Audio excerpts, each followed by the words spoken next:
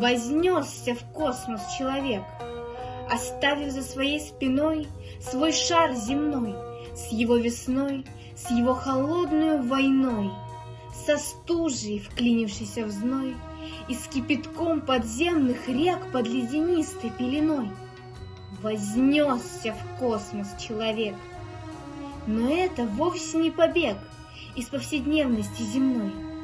Вознесся в космос человек. Секретом неба овладел, и возвратился человек, и снова землю оглядел. Напрашивается масса дел, еще не дужен лик земли, еще витает горький прах сынов земли, которых жгли вчера на атомных кострах. А сколько на земле коллег? Поставим этому предел, поскольку силою богат. Ворвался в космос человек, и возвратился он назад, и убедился человек, что доброй воли нет преград.